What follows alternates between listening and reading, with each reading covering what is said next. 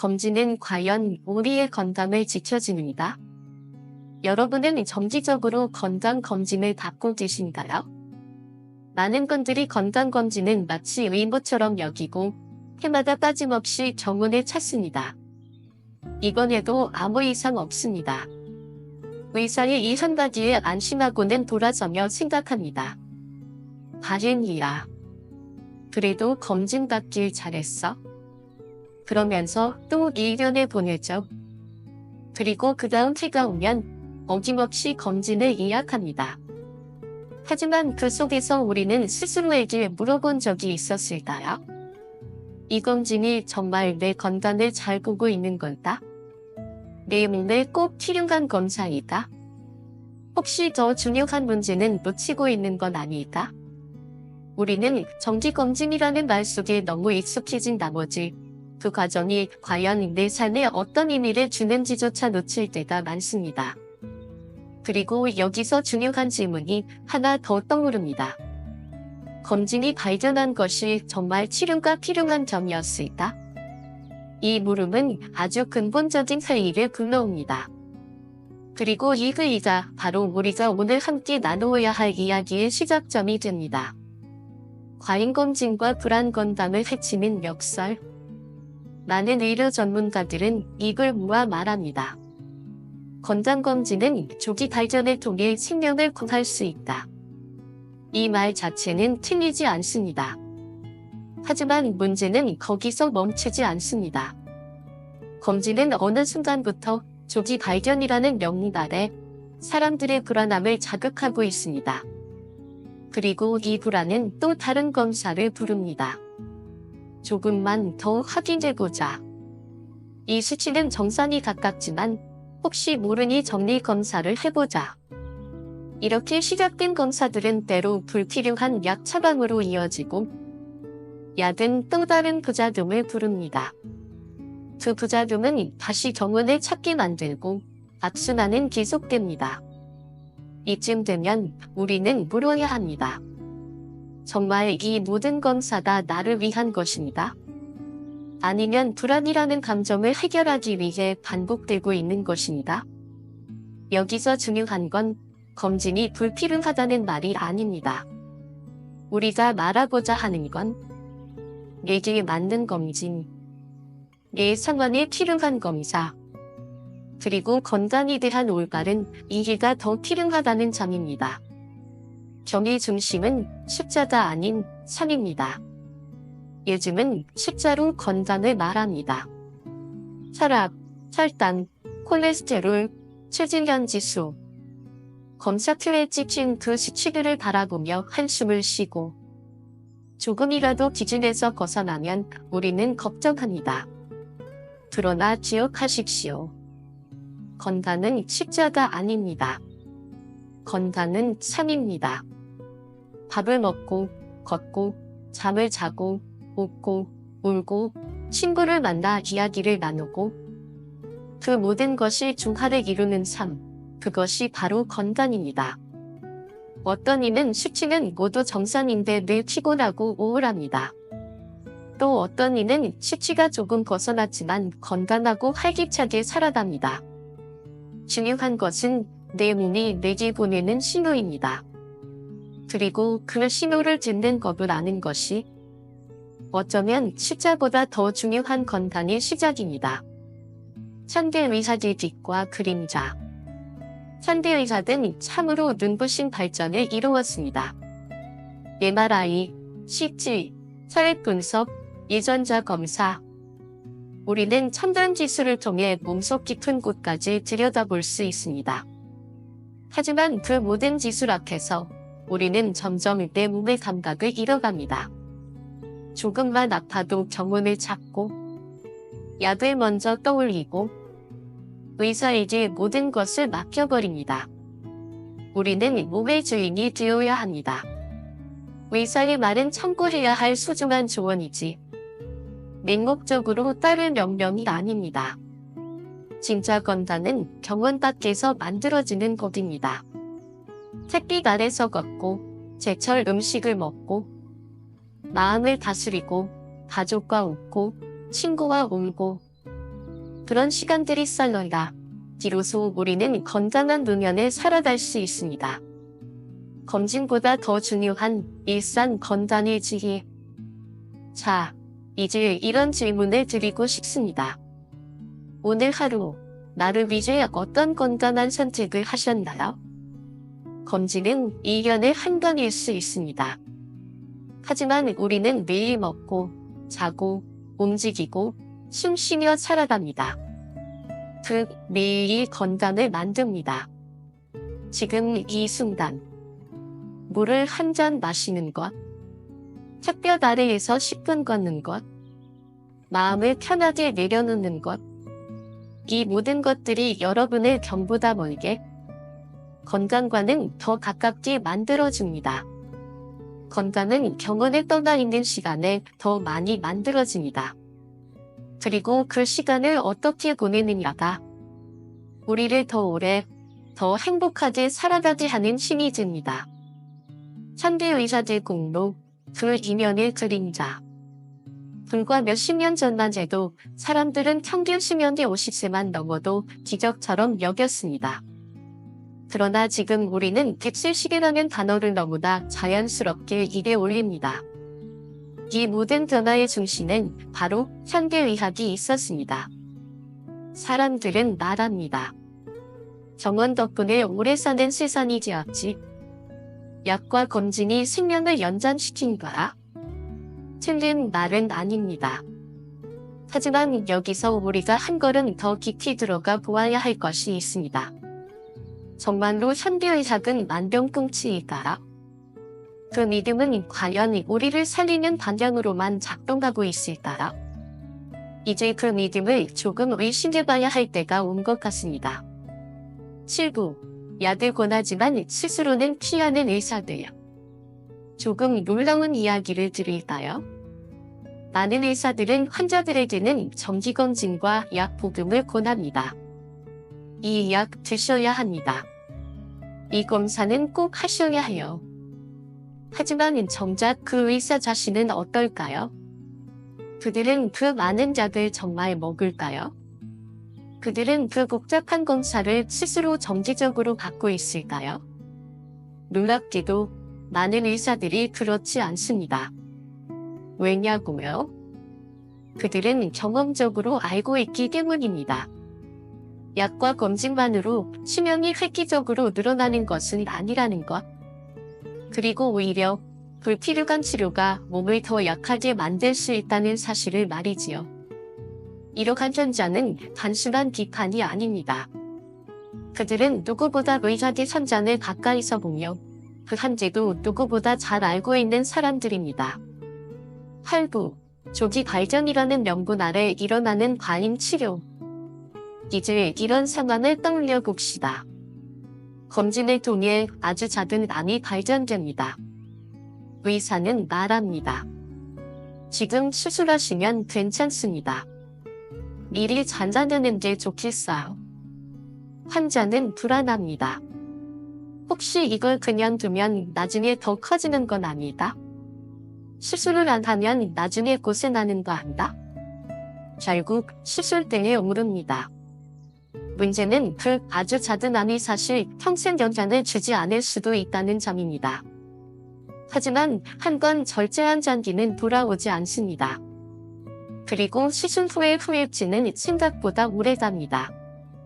80세가 넘은 노인에게 있어 이런 치료는 오히려 컨디션 저하를 일으키고 삶의 질을 떨어뜨리며 결국 수명을 단축시키는 요인이 될 수도 있다는 사실이요.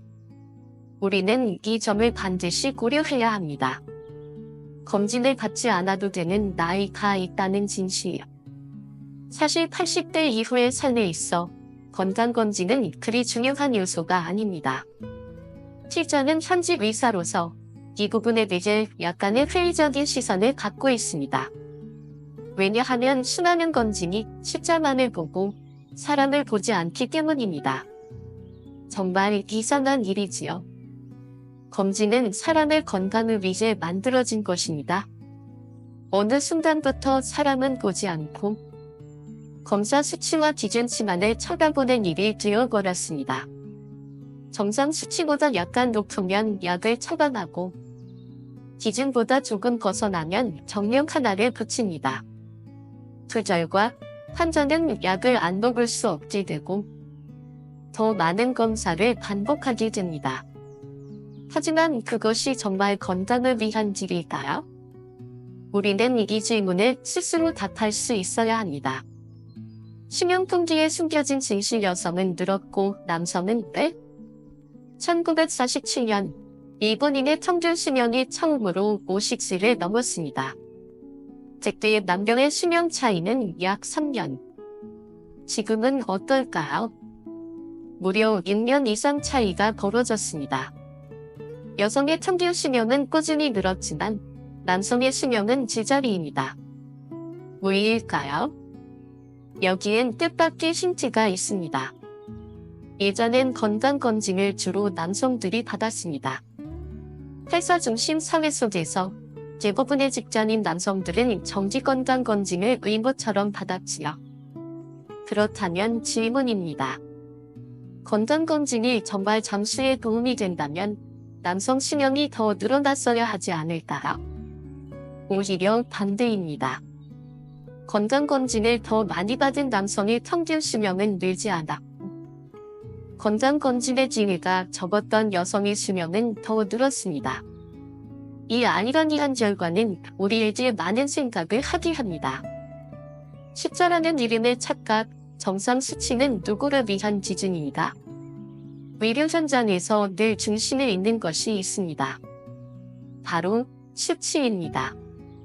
혈압, 혈당, 콜레스테롤, 간 수치. 의사들은 이 수치들을 기준으로 병의 유무를 판단하고 약을 처방하며 치료를 결정합니다. 그런데 여러분, 그 수치는 정말 당신을 위한 것일까요? 사람마다 체질이 다르고 사는 환경도, 먹는 음식도, 신체의 반응도 다 다릅니다. 그럼에도 불구하고 모든 사람에게 하나의 정상 수치를 강요한다는 것. 이것이야말로 우리가 꼭 생각해봐야 할 모순입니다. 80세 이상 노인의 경우 젊은 사람들과 같은 기준으로 혈압이나 혈당을 맞추는 것이 오히려 해가 될 수 있습니다. 약으로 억지로 수치를 내리려다 오히려 컨디션이 나빠지고 움직이던 몸이 점점 약해지고 그 결과 일상 기능을 상실하는 경우도 적지 않습니다. 어떤 사람은 이렇게 말합니다. 병원에서 시키는 대로 했는데 몸이 더 안 좋아졌어요. 그렇습니다. 병원이 내 몸을 모를 수도 있습니다. 정해진 수치가 내 삶을 지탱할 수는 없는 것입니다. 숫자만 바라보는 의사, 사람을 놓치는 진료. 대학병원이나 종합병원에 가면 의사들이 가장 먼저 보는 것은 무엇일까요?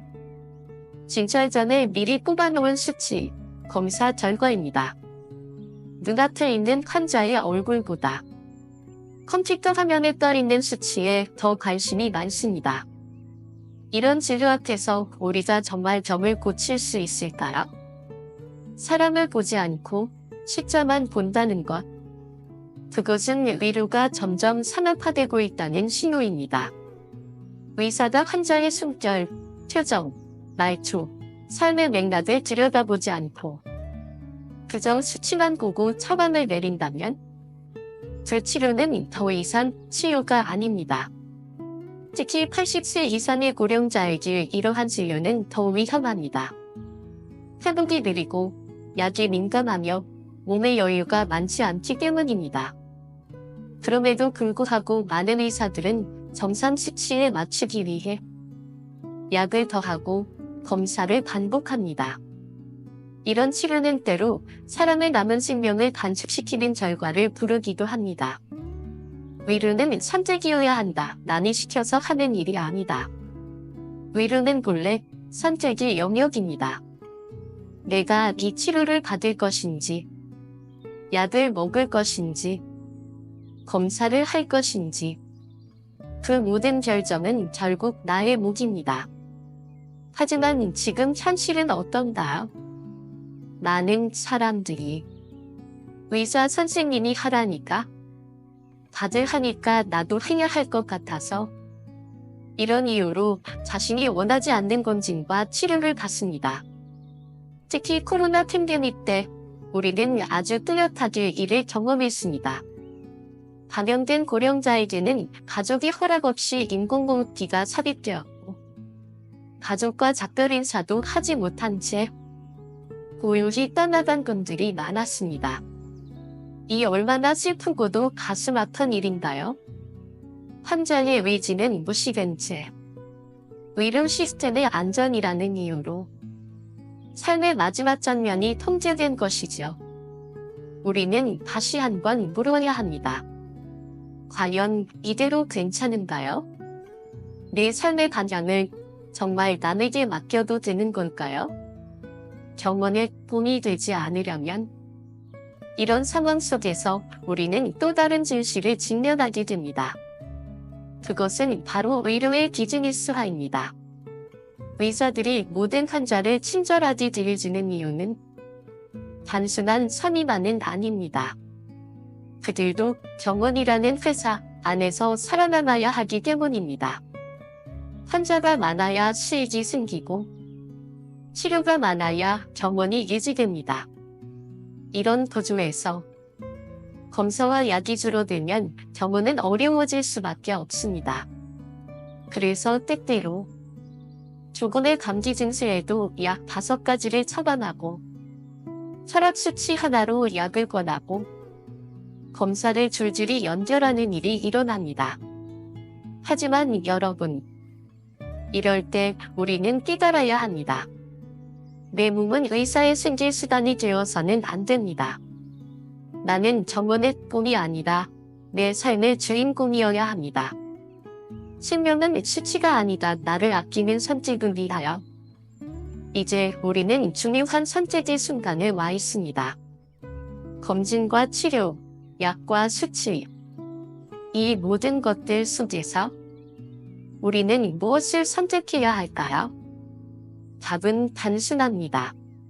나를 이해하는 선택을 해야 합니다. 내 몸을 아끼는 길, 내 삶을 존중하는 방법, 그것이 진짜 건강입니다. 무엇을 먹고, 어떻게 움직이고, 누구와 시간을 보내며, 어떤 마음으로 하루를 살아가는지, 이 모든 것이 나의 건강을 결정합니다. 수치가 아닌 선의, 건강의 진짜 기준이라는 것을 이제 우리는 잊지 말아야 합니다. 병원을 자주 찾을수록 수명이 짧아진다. 조금은 충격적인 말일지도 모릅니다. 하지만 저는 이 말을 깊은 확신을 담아 말씀드릴 수 있습니다. 병원을 자주 갈수록 수명은 줄어들 수 있다. 저는 50년 동안 의사로서 수많은 사람들을 지켜보았습니다. 그리고 그 중에서도 예독 병원에 자주 드나들던 사람들이 오히려 빠르게 약해지고 약과 수술의 시간이다.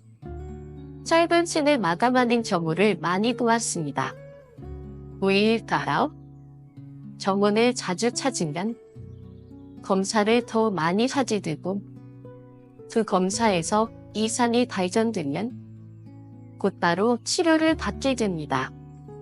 그리고 그 치료는 약이든 수술이든 항암제든 방사선이든 결국 몸에 더 큰 부담을 주는 방향으로 흘러가게 됩니다.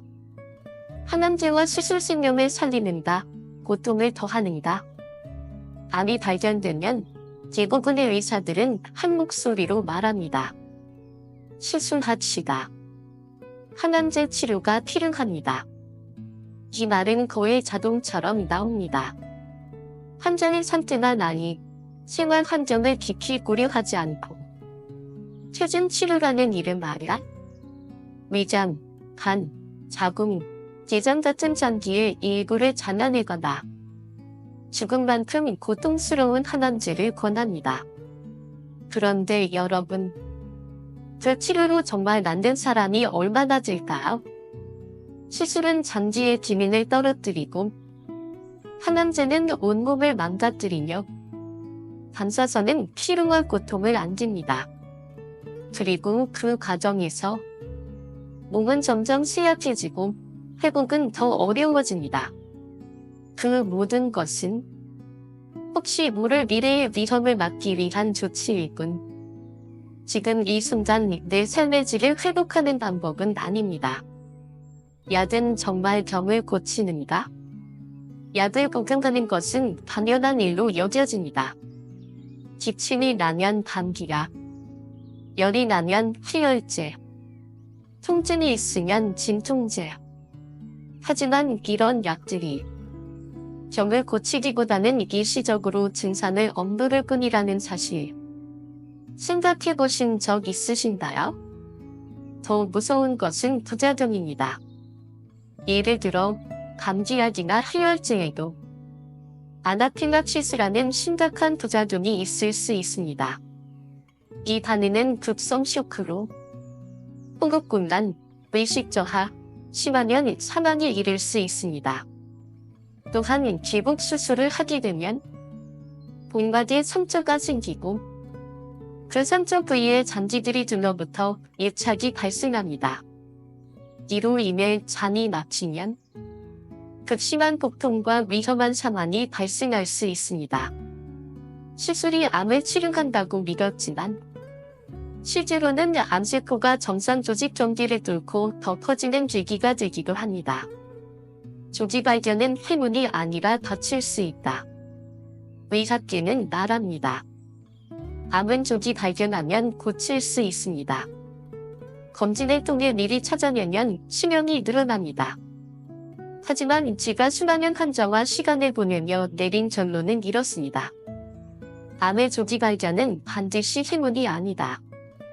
왜냐하면 조기에 발견된 암 중에는 아예 자라지 않거나 일생 동안 문제를 일으키지 않을 암들도 많기 때문입니다. 하지만 일단 암이라는 단어가 붙는 순간 사람은 공포에 휩싸이고 그 공포는 과잉 치료로 이어집니다. 수술, 항암제, 반사선. 이 치료들은 때때로 암보다 더 고통스러운 여정을 만들며 결국 삶의 질은 바닥으로 떨어지고 맙니다. 암 치료 시대라는 신화의 허상. 현대의학은 이야기합니다. 이제 암은 더 이상 불치병이 아니다. 정기검진을 통해 미리 잡으면 예방할 수 있다. 이 말이 사실이라면 암으로 인한 사망률은 내년 눈에 띄게 줄어야 합니다.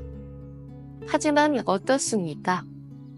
1960년대부터 지금까지 암은 여전히 사망 원인 1위입니다. 반세기가 지나도록 암 사망률은 눈에 띄게 줄지 않았습니다. 그렇다면 이 모든 정기검진과 조기 치료는 정말 효과가 있었던 건가? 의문이 생깁니다. 21부 정밀검사 첨단기기 그 끝은 어디인가? 오늘날 우리는 첨단기기를 통해 몸의 구석구석을 들여다볼 수 있게 되었습니다. MRI, CT, TET, 이전자 검사. 하지만 기기가 정밀해질수록 암처럼 보이는 것도 더 많이 발견됩니다. 그리고 그 결과 혹시 모르니 수술합시다. 이건 예방적 조치입니다. 라는 이름으로 몸에 큰 부담을 주는 치료가 시작됩니다. 그러나 많은 경우 그 암은 자라지도 않고 심지어 악성조차 아닌 경우가 많습니다. 그럼에도 불구하고 수술을 받은 몸은 다시 되돌릴 수 없습니다. 이분은 수술 절대주의 회복이 아닌 습관이 된 수술. 이분은 서양 국가에 비해 사람들의 치료이 작고 치지방이 적어 수술 후 회복도 빠른 편입니다. 이런 이유로 인해 일본에서는 오래전부터 수술을 우선시하는 문화가 뿌리내리게 되었습니다. 조기에 수술하면 나을 수 있다. 일단 잘라내는 것이 안전하다. 암은 무조건 절제해야 한다. 이런 생각은 많은 의사들 사이에서 너무나 당연한 믿음이 되어 버렸습니다. 그러나 문제는 여기서부터 시작됩니다. 치료가 불필요한 경우에도 수술을 한다는 것, 다른 치료법이 더 효과적인데도 수술을 선택한다는 것, 수술 자체로 인해 수명이 단축된다는 사례가 자주 발생한다는 것, 이러한 현실은 수술이 곧 회복이라는 오랜 믿음이 현실에서는 오히려 고통과 후유증으로 이어지고 있음을 보여줍니다. 암 수술 정말로 생명을 살리는가? 암을 진단받으면 사람들은 무척 불안해합니다. 의사는 수술을 권하고 환자는 공포 속에서 결정을 내립니다. 하지만 암 수술은 결코 가볍게 받아들일 일이 아닙니다. 특히 잠지절제 수술은 회복이 긴 시간이 걸리고 합병증도 많으며 몸의 기능이 영원히 반사지는 경우도 많습니다. 더욱이 적이 아니라고 하더라도 수술 중 또는 수술 후 합병증으로 인해 신경이 위태로워지는 사례도 결코 적지 않습니다. 수술은 언제나 신중하고 또 신중해야 하는 일입니다. CT 검사의 함정 한 번의 검사로 몸이 상할 수 있다. 정원에 가면 흔히 듣게 되는 말이 있습니다. CT 한 번 찍어봅시다. 더 정확하게 확인해야 하니까요. CT 검사는 분명 정확한 정보를 줄 수 있는 훌륭한 도구입니다. 하지만 문제는 방사선 피폭입니다. 한 번의 CT 촬영에서 발생하는 방사선 피폭량은 일반 엑스레이보다 200에서 300배 이상 높다고 알려져 있습니다. 이 말은 곧 CT를 한 번 찍는 것만으로도 암 발생 확률이 높아질 수 있다는 의미입니다. 더욱이 현재 병원에서 이루어지는 CT 검사 중 80에서 90%는 사실상 하지 않아도 되는 검사라고 합니다. 검진차에서 받는 엑스레이의 위험성, 이동정 건강검진 촬영에서 받는 엑스레이 검사도 주의가 필요합니다. 이곳에서 사용하는 장비는 대부분 간접 촬영 방식으로 정원에서 사용하는 직접 촬영 장치보다 피폭량이 3배 이상 많을 수 있습니다. 하지만 많은 사람들은 편리함 때문에 이 검진을 받고 그 위험성을 잘 알지 못합니다.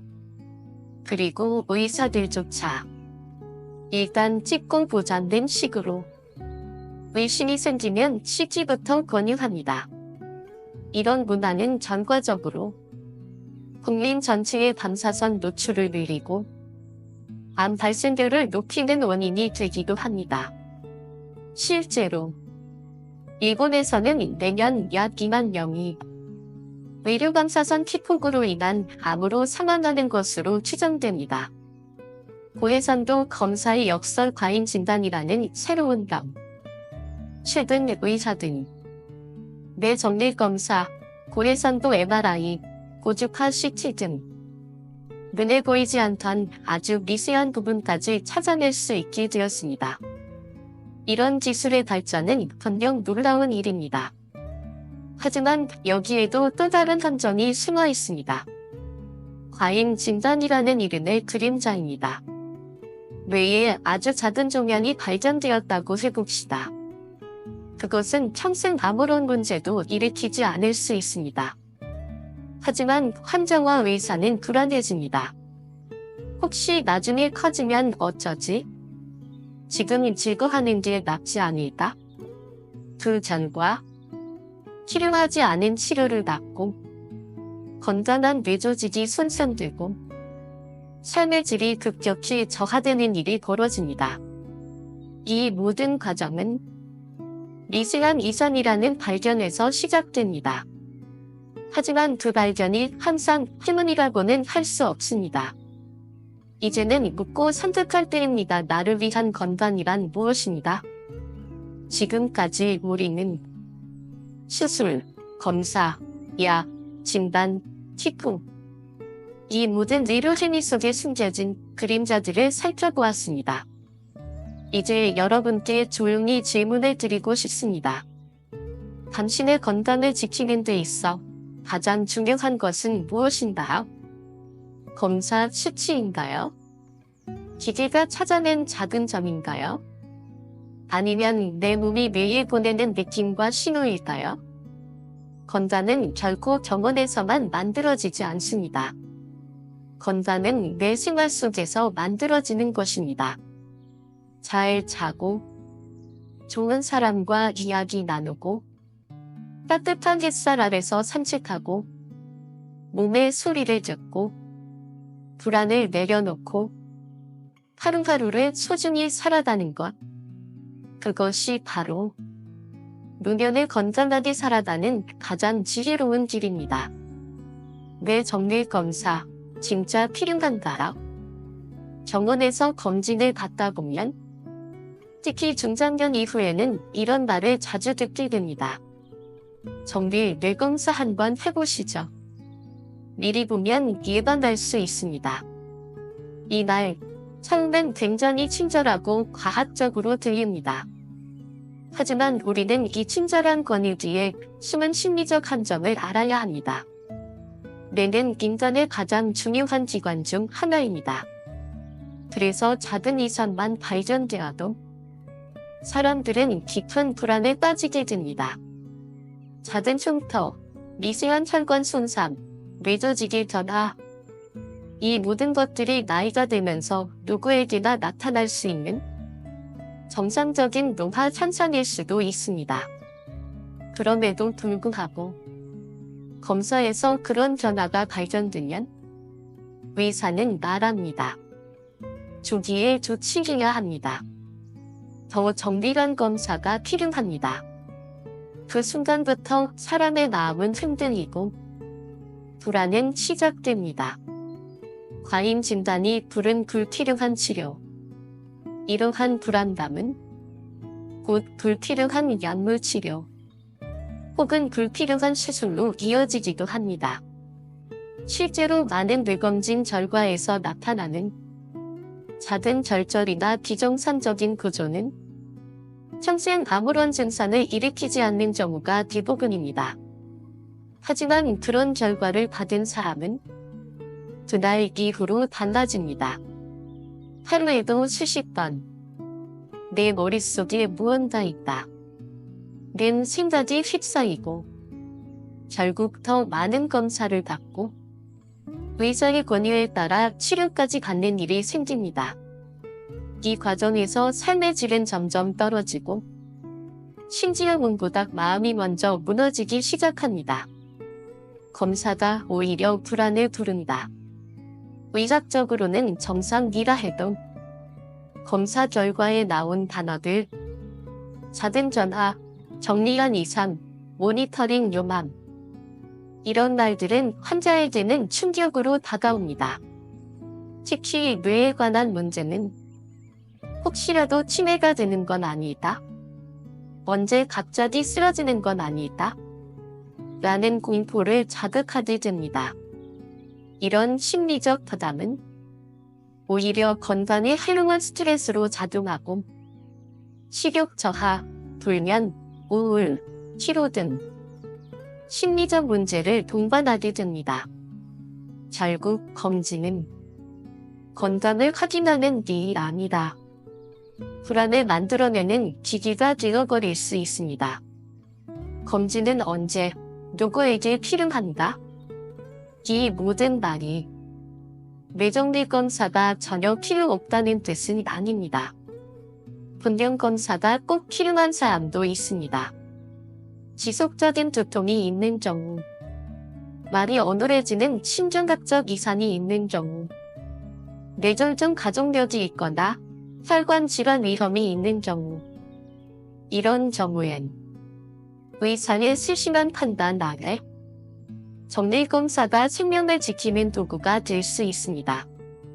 하지만 무증상인 사람에게 무조건적인 검사를 권유하는 것은 건강을 위하는 것처럼 보이지만 실상은 상업적인 이익을 위한 일이 될 수도 있습니다. 이 때문에 검진을 권유받았을 때 우리는 반드시 물어야 합니다. 이 검사가 지금 나에게 꼭 필요한가요? 검사를 통해 얻을 수 있는 실질적인 이익은 무엇인가요? 고혈압, 기준의 가칭병. 이제 고혈압에 대한 이야기를 나눠볼까요? 현대 의료는 고혈압의 기준을 점점 더 낮추고 있습니다. 혈압이 130 이상이면 고혈압 초기라고 말하고 135가 넘으면 약을 처방하자는 권고가 내려집니다. 하지만 이러한 기준은 개인의 체질, 나이, 생활 습관을 거의 고려하지 않습니다. 그저 일률적인 수치로 판단하는 것이죠. 그 결과 건강한 노인조차도 고혈압 진단을 받고 하루 3번 약을 먹게 됩니다. 문제는 이러한 약이 오히려 저혈압, 어지럼증, 낙상, 무기력증을 초래하며 삶의 활력을 떨어뜨릴 수 있다는 점입니다. 십자가 아닌 사람을 보아야 한다. 혈압이 135라고 해서 모든 사람이 약을 먹어야 하는 것은 아닙니다. 어떤 이는 140이 넘어도 건강하게 살아가고 어떤 이는 125인데도 어지럽고 피곤합니다. 중요한 것은 수치가 아니라 삶의 질입니다. 기계가 측정한 수치가 아니라 당신이 느끼는 몸의 신호입니다. 약은 필요할 때 먹어야 합니다. 검사는 필요할 때만 해야 합니다. 그리고 무엇보다 불안을 먹고 자라는 의료 시스템에서 스스로를 지키는 지혜가 필요합니다. 고혈압, 반드시 약을 먹어야 할까? 병원에서 고혈압 진단을 받으면 많은 분들이 크게 놀랍니다. 이제 나도 큰 병이 생긴 겁니다. 약을 평생 먹어야 하는 건 아니다. 그 걱정과 불안은 너무나 자연스러운 감정입니다. 하지만 기억하셔야 할 것이 있습니다. 고혈압이라고 해서 무조건 약을 먹어야 하는 것은 아닙니다. 특히 경미한 고혈압, 일시적인 혈압 상승은 생활 습관만으로도 충분히 조절할 수 있는 경우가 많습니다. 35구, 약보다 먼저 해야 할 일. 사람들은 종종 약을 먹으면 안심이라고 생각합니다. 하지만 그 약이 신체에 주는 영향도 반드시 고려해야 합니다. 고혈압 약은 어지럼증, 피로감, 무기력, 심장 기능 저하와 같은 부작용을 유발할 수 있습니다.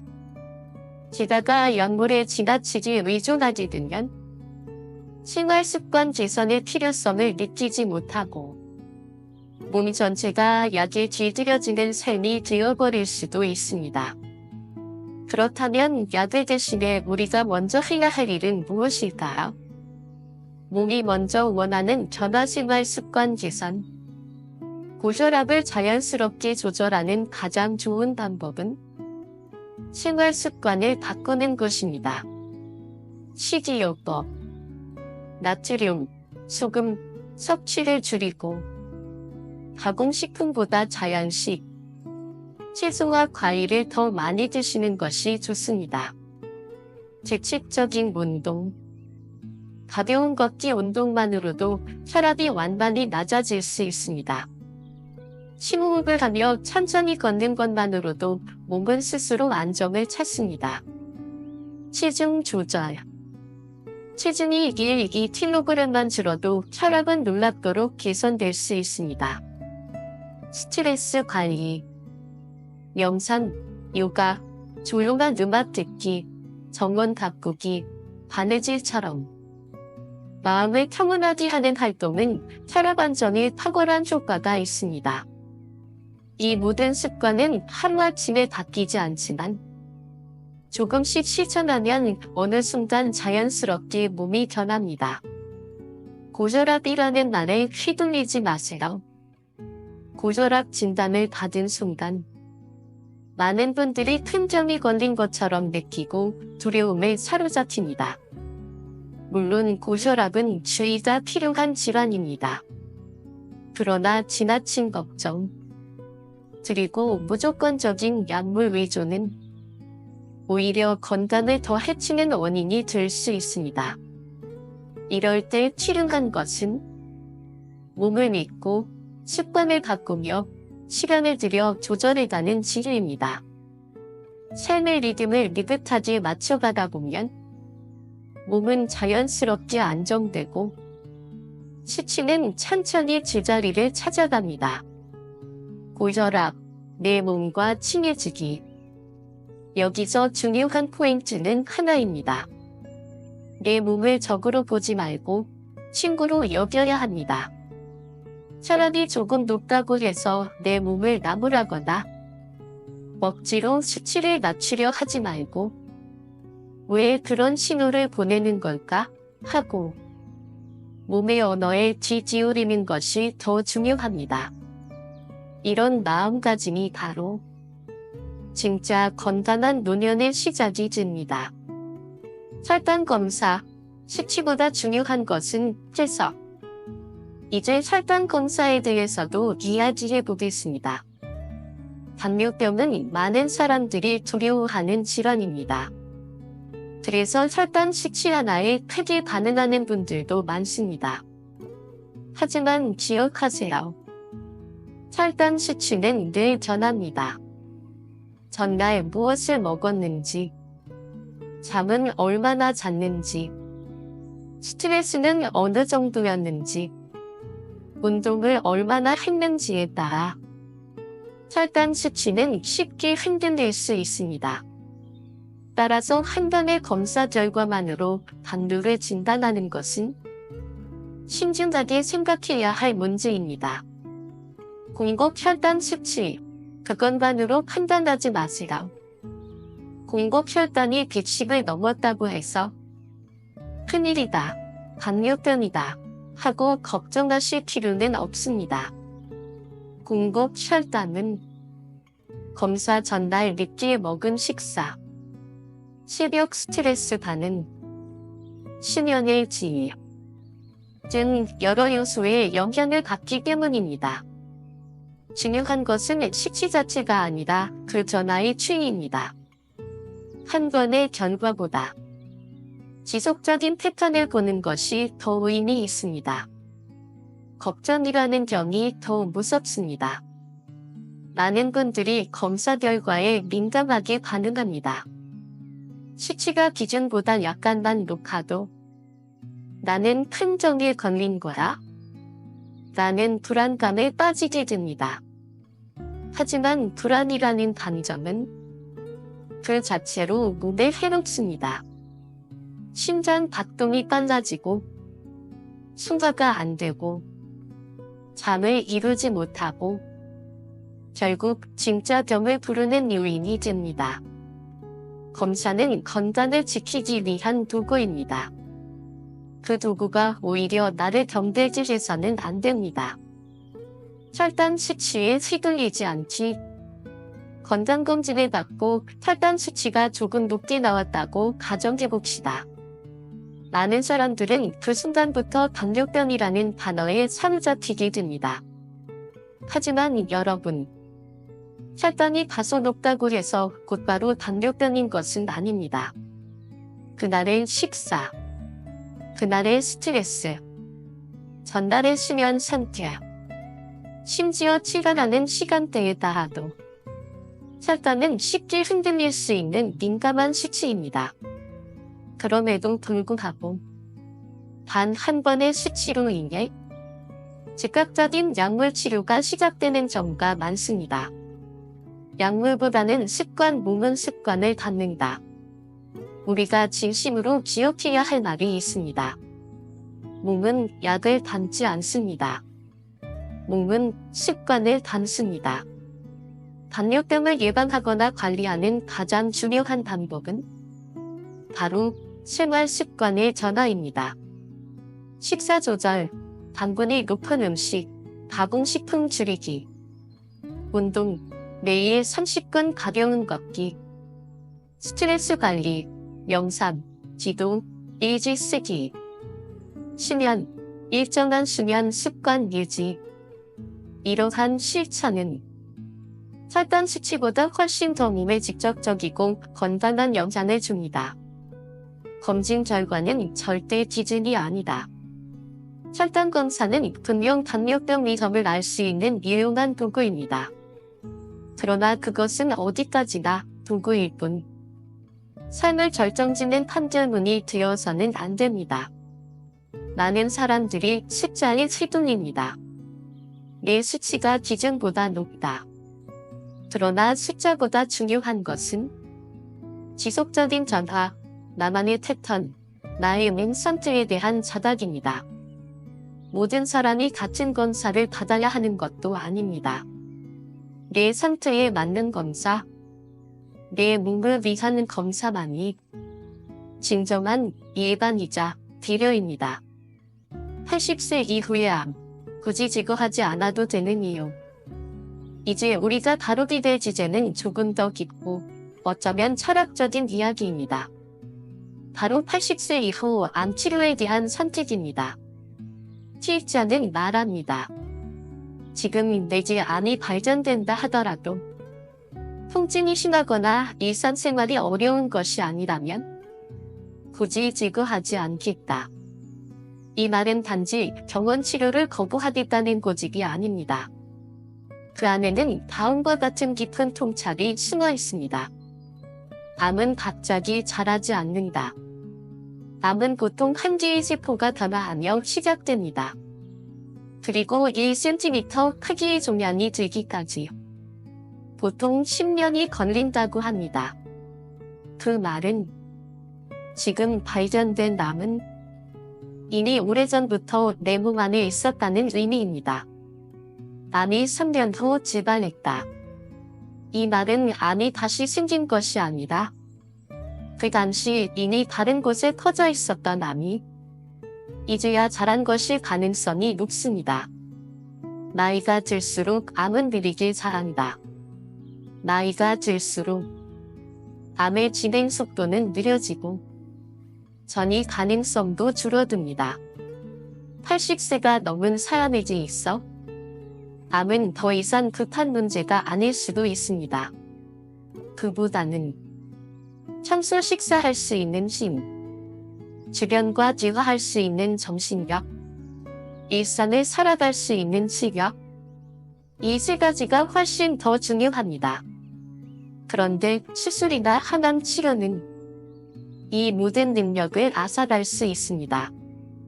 암을 절제하는 편이 오래 살다? 정답은 없습니다. 수술을 했다고 해서 반드시 오래 사는 것도 아니고 수술을 하지 않았다고 해서 무조건 나빠지는 것도 아닙니다. 중요한 것은 내 삶의 목적이 무엇인가입니다. 나는 더 오래 살기 위해 모든 것을 감내할 것인가? 아니면 지금 이 순간을 의미 있게 편안하게 살아갈 것인가? 이 질문에 대한 답은 오직 나 자신만이 할 수 있습니다. 삶의 마지막 장면, 누구의 손에 맡기시겠습니까? 80세 이후의 삶은 단지 수명을 늘리는 일이 아닙니다. 그보다는 고통 없이 지내고 주변과 따뜻한 관계를 맺고 내 인생을 돌아보며 천천히 조용히 마무리해가는 시간입니다. 그런데 이 고귀한 시간을 정원 침대 위에서 지지에 의지한 채 낯선 의료진의 판단에 맡기고 싶으신다라? 삶의 마지막 장면은 스스로 선택할 수 있어야 합니다. 그것이야말로 진정한 존엄이며 의미 있는 노년의 완성입니다. 절제가 건강을 해칠 수도 있습니다. 어떤 사람은 암을 절제하고 오래 살았다고 합니다. 또 어떤 사람은 수술하지 않고도 건강하게 지내다 평온하게 생을 마무리하기도 합니다. 그렇다면 어떤 선택이 더 나은가요? 사실 정답은 없습니다. 다만 경험적으로 볼 때 절제 수술은 분명 몸에 큰 부담을 줍니다. 특히 암과 함께 장기 일부를 제거해야 하는 경우가 많기 때문에 수술 후에 회복이 어려워지고 삶의 질이 현저히 낮아질 수 있습니다. 예를 들어 위암의 경우 위의 절반 이상을 잘라내는 일이 많습니다. 그 이후로는 식사도, 영양도, 소화도 모두 예전처럼 할 수 없게 되지요. 노화는 질병이 아닙니다. 현대의학은 고혈압, 고콜레스테롤, 혈당 증가, 당뇨 등을 성인병 혹은 생활습관병이라 부릅니다. 그리고 이 병들을 통제하기 위해 국가는 건강검진을 의무화하고 수치가 조금만 높아도 약을 처방합니다. 하지만 여기서 우리는 중요한 진실 하나를 놓치고 있습니다. 노화는 병이 아니라 자연입니다. 세포 하나하나가 조금씩 지쳐가고 유전자의 복제가 느려지고 호르몬이 줄어드는 것. 이 모든 것은 당연한 변화이며 그 변화에 순응하고 받아들이는 태도가 오히려 우리를 더 건강하게 만들어줍니다. 나이든 몸과 잘 사귀기. 많은 분들은 몸이 불편하면 병인가 하고 의심합니다. 하지만 의사가 나이 때문입니다. 라고 하면 왠지 찜찜하고 불신하게 되지요. 그런데 다시 생각해보면 몸이 아픈 것은 몸이 보내는 자연스러운 신호입니다. 이 신호에 뒤지우리고 무작정 없애려고 하지 말고 그와 함께 잘 사귀는 법을 배우는 것. 이것이야말로 노년을 가장 평화롭고 지혜롭게 살아가는 길입니다. 수치보다 중요한 것 마음의 평온과 삶의 감다. 우리는 그동안 너무도 검진 결과와 숫자에 몰두해왔습니다. 혈압이 몇이다? 혈당 수치가 어땠어? 정상 수치에서 벗어나면 큰일 나는 거 아니라? 하지만 진정한 건강은 삶을 느끼는 감다. 자신의 몸을 바라보는 태도, 그리고 매일을 살아가는 마음의 평온에서 나옵니다. 정확한 수치보다 오늘 하루 어떤 음식을 먹었고 어떤 기분으로 잠을 잤으며 누구와 웃었는지가 몸의 건강에 훨씬 더 깊이 작용합니다. 불안에서 벗어나기. 위로는 필요한 도구입니다. 하지만 도구가 삶을 지배하게 되면 삶은 불안과 의존으로 가득 차지됩니다. 불안은 곧 스트레스로 바뀌고 스트레스는 몸에 염증을 일으키며 결국 진짜 병을 부르게 됩니다. 그러므로 우리가 해야 할 일은 불필요한 불안에서 벗어나는 일입니다. 그리고 나는 내 몸을 이해하고 있고 스스로 지켜낼 수 있다. 는 믿음을 갖는 것입니다. 건강은 수치가 아니라 삶 그 자체입니다. 여러분, 건강은 결코 숫자가 아닙니다.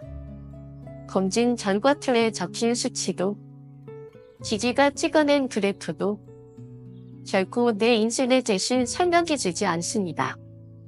건강은 매일 아침 일어날 수 있는 힘, 식사를 맛있게 할 수 있는 입맛, 누군가와 이야기를 나눌 수 있는 기쁨, 바람을 느끼고 식사를 눈을 감는 그 순간에 있습니다. 그것이 바로 노년의 진짜 건강입니다. 스스로 선택하는 삶, 스스로 만드는 건강.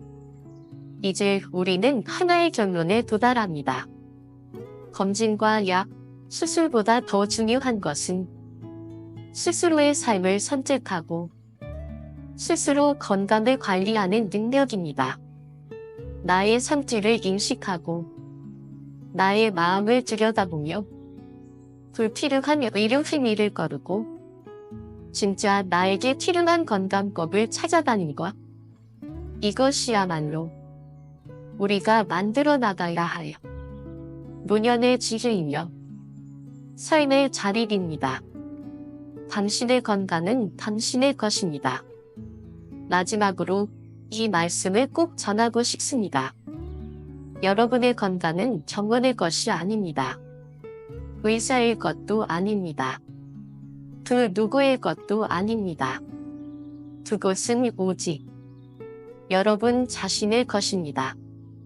그 소중한 건강을 검사 수치에 맡기지 마십시오. 불안한 소문에 흔들리지 마십시오. 조용히 그러나 단단히 자신의 몸과 마음을 믿고 오늘 하루를 의미 있게 살아가십시오. 오늘 이야기가 마음에 남는다면 오늘 영상이 여러분의 마음에 작은 울림이 되었기를 바랍니다. 수치와 치유에 몰두했던 시선을 거두고 진짜 중요한 것을 돌아보는 계기가 되었기를 소망합니다. 노년의 건강과 행복은 스스로 만들어 나갈 수 있습니다. 우리 삶의 주인으로서 오늘을 살아가는 여러분이 되시기를 바랍니다. 오늘 영상이 도움이 되셨다면 구독과 좋아요, 알림 설정을 부탁드립니다. 소중한 분들께 공유해 주신다면 더 많은 이들이 삶의 지혜를 나눌 수 있습니다. 댓글에 여러분의 생각도 남겨주세요.